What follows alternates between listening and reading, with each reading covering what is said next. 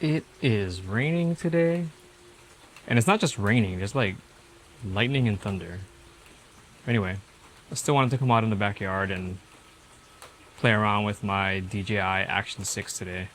Mostly I wanted to test out the DJI Mic 3 because there was an update to the mic, which you do through the Mimo app, that was supposed to help with the peaking and some other things that to make the audio just in general sound better with the DJI Action 6 and the Osmo Pocket 4. I've tested the mic with the Pocket 4 and it seems to work perfectly fine.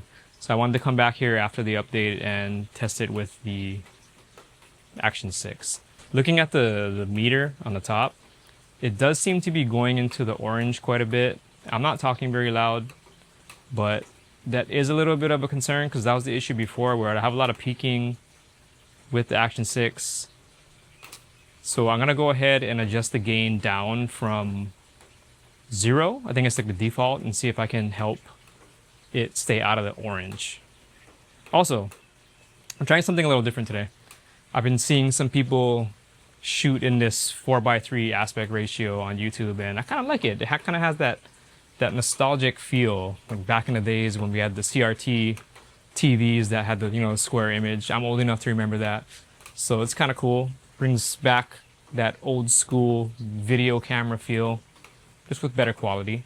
So I'm gonna adjust the gain a little bit and see if I can keep it out of the orange. Okay, so I learned something just now in that there's no way to adjust the gain in camera. I think you have to do that in the app, which I don't want to do. I try not to do anything in the app except for firmware updates, because it's just one more thing that I have to do.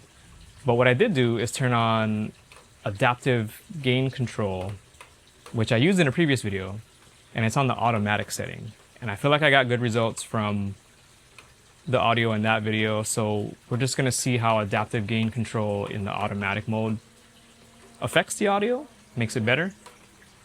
I don't know. So before the sun goes down, we're about half an hour from sunset.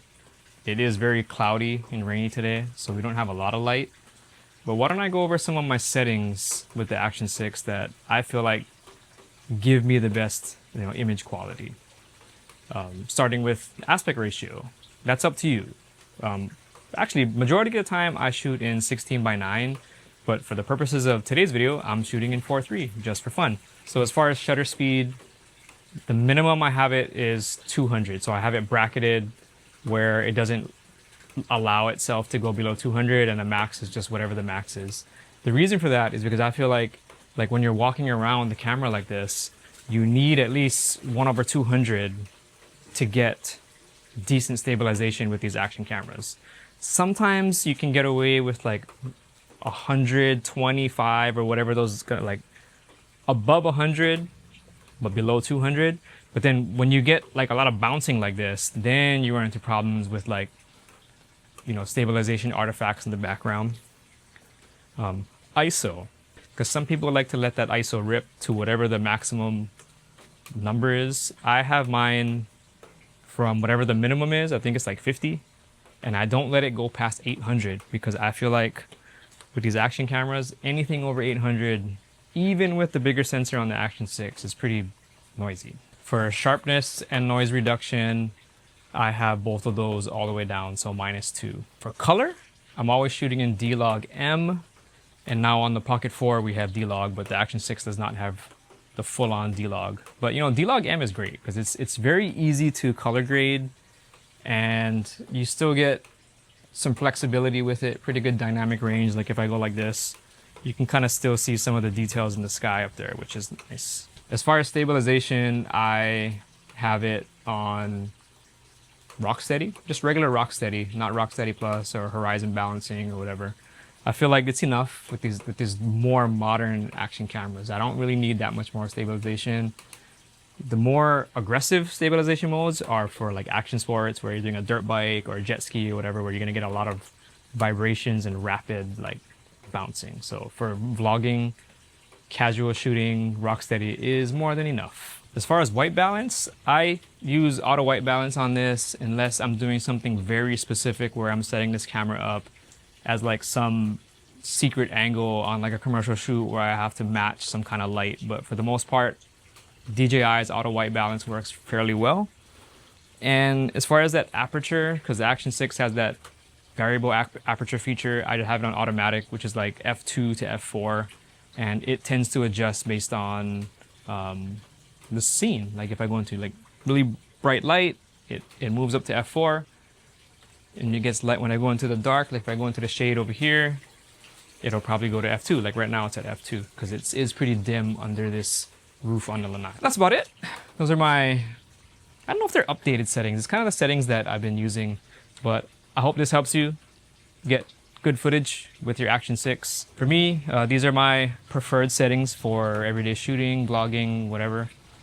Any questions or comments, you know where to put them. And don't forget to like and subscribe if you feel like you got some value or entertainment out of this.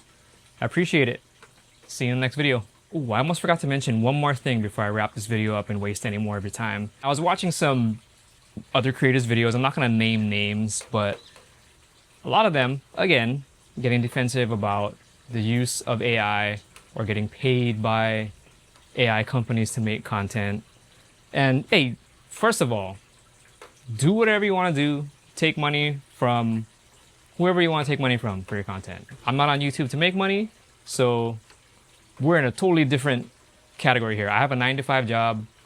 I do YouTube for fun, but I will address the AI thing. As a creator, as somebody who makes stuff, there are AI features in devices. Like I'm pretty sure this camera has AI features for exposure, controlling the audio. Like my Sony camera has AI autofocus. That type of AI technology, you know, it's on a chip, it's on a motherboard, it's in the device. It's not connected to a cloud that's communicating with like a big ass data center somewhere, sucking water and electricity and resources. And not to mention, these massive data centers are making life for people that live around them miserable. So we have to differentiate between AI that's in a device, that's not connected to the cloud, not connected to the internet, and not using information coming from a data center. Because no matter what you say, if you're connected to a data center, I can't get with that. So that's just my opinion. You do you, I'll do me. But I'm drawing a hard line on using generative AI for anything. Even if you say it's a tool, it makes life easier, whatever. This is not supposed to be easy. That's the thing. Like, I don't agree with the whole idea that, oh, it's just a tool that makes you be more creative or whatever. It's supposed to be hard. It's supposed to take long. And that's all I'm going to say about that.